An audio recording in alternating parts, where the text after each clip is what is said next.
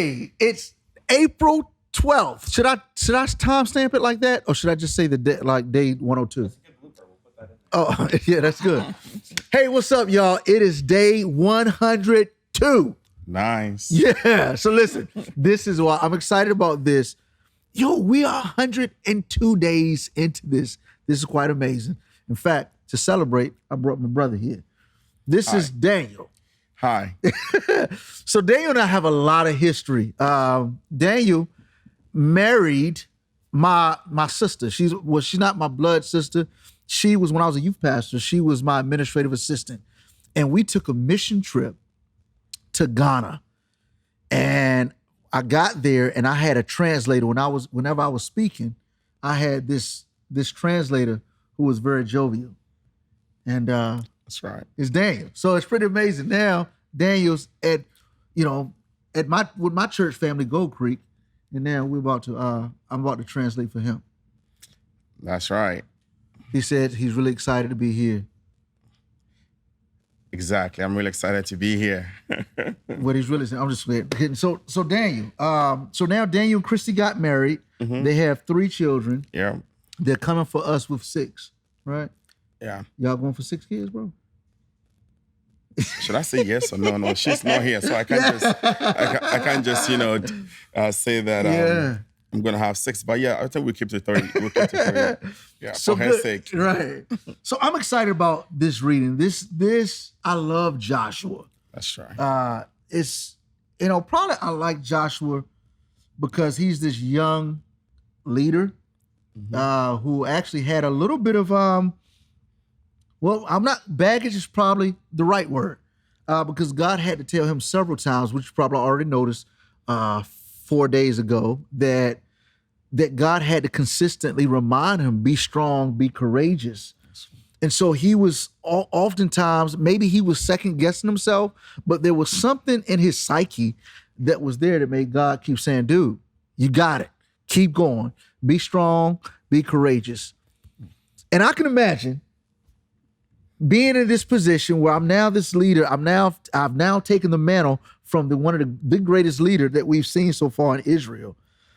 And in the midst of about to go to battle, as a leader who has this inferior complex, an angel shows up with a sword. It's like, oh snap. Okay, tell me, are you a friend or are you a foe? And this has helped me in my life so much. He says, neither. I ain't your friend and I'm not your foe, but I'm on the side of the Lord. That's true. That's right. And for me, that's helped me take a posture, especially one of a unifier. People always, in terms of politics, hey, you conservative or you liberal? Are you a Republican or you Democrat? I know some of y'all like, yeah, what are you, Jason? Neither. I'm on the side of the Lord. That's the position I take. That's true. Well, some people want you to try to make a definitive decision if you're here or there. But I say in everything, even with arguments and being when I'm listening to couples or spat with my kids, like I'm not on either one of y'all's side. I'm on the side of the Lord. That's true. I'm also on the side of the Lord. One of the exciting part of the Bible, Joshua 6, is when Joshua actually rescues the harlot, which in the Israeli culture is not mentioned. And so it's it's got interesting just knowing that the people of Israel will go ahead and rescue a harlot who later at the end coming into the family of the Israeli culture. That's huge, bro. Yeah. That's huge. Yeah.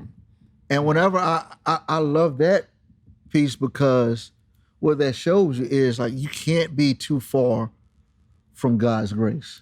That's true. Like you could be a harlot, or in the hip hop culture we call harlots. I'm just playing. But it's there, regardless of what your past looks like, regardless of the dirt that you may have done. That's right. God still wants you to sit at the table. That's true. And what he went through, like, I'm gonna destroy the whole town, But you, Miss Woman of the Night, we gonna save you. Yeah. And in some aspect, I would say, when it comes to God's righteousness, all of us at some point were like a harlot. And God reached out and saved us. That's true. I agree with that. Yeah. Sweet. So this other part, I think of another thing that Daniel's really great at is this dude is an amazing praise and worship leader. And there's songs that he taught me that I still remember to this day that I taught my kids. That was what? 10 years? It was 2010. Yeah, 2010. Yeah. Well, and time flies. I can still sing the songs in tree. That's true. I say, daye demonia me. I say, daye demonia me. I say, daye demonia me. Ye demonia me. Ye demonia me. Wow. I'm surprised to still remember the Dude, lyrics. are you kidding, bro? Yeah, that's good. That's good. Listen, what our time in Ghana stuck out to me was like when we were riding on the bus, just the times where we just had spontaneous praise and worship. It was part of the culture that we created there. That's true. It's just like, man, we'll break out Jehovah, Jehovah, Jehovah, Jehovah, Jehovah, you are the most high. Jehovah, you are the most high God. Jehovah, You are the most high. That is a staple song. Here's what's crazy. You don't know this. So I took that song from Ghana that y'all taught me, took it back to my church in Dallas. My church in Dallas took a mission trip to Madagascar. When they went in the bush into the villages in Madagascar to help them with praise and worship, they took Jehovah to Madagascar. Beautiful. Dude, so I went to the homeland, learned the song, took it back to our culture in America, and then the Americans took that song and took it back and introduced it to the Magassi people. I hope I said that right. If you're from Madagascar, please forgive me. Yeah. The reverse of gospel. Yeah, that's good stuff. Yeah. So here's the thing, and I bring that, it's not random, because it's amazing that when Joshua and the Israelites, when they marched around the city, what actually brought down the wall was praises. Sound the trumpet and praise. They didn't have to do a lot of fighting, but it's a song says, this is how I fight my battles. And so a lot of our battles actually won't be as hard if we really had a culture of where we praise and worship the Lord. That's true. So anything you got to add to the Old Testament before we move to the New? No, that would be it. I mean, you said it all, so. Oh, thanks, brother. Yeah. Appreciate it. So then we get to the New Testament. Luke 15. Oh my goodness. So let's go back to the harlot scenario, to where what we see, how Joshua went and like told the harlot, like, here's what you need to do.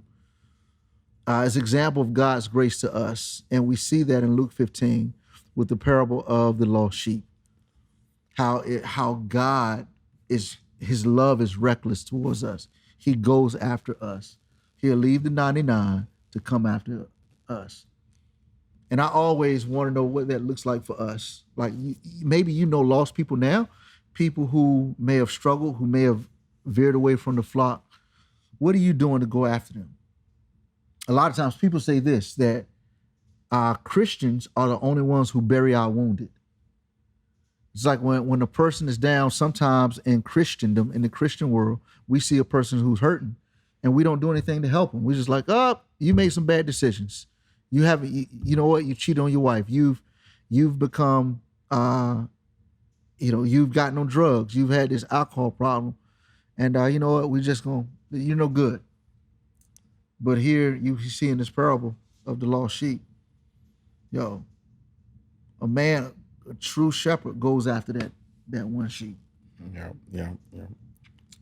And I hope at the end of my life, man, we get to heaven and people say what James says: if you find your brother lost and you go restore him, like, yo, that's if you went after helping your brother who was stuck, man, great is your reward because you've helped your brother overcome.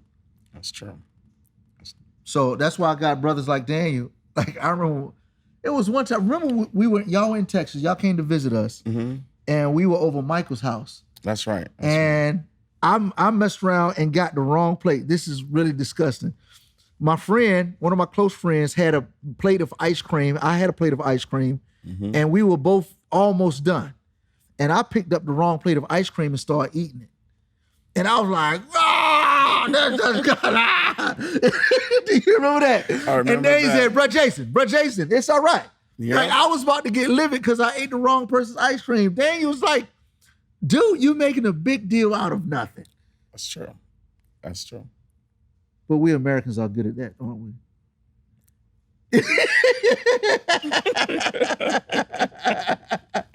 Yep. Good stuff. Yeah. Well, we're going to leave it with this. I just like always leaving with the proverb. Anything you want to add before? No, I was just going to say that even in Luke 15. So you do have something to add. You said no. I'm just playing. That's true. In Luke 15, I mean, amazing when you touched on the lost sheep. I was a lost one, and the Lord found me. So that's good.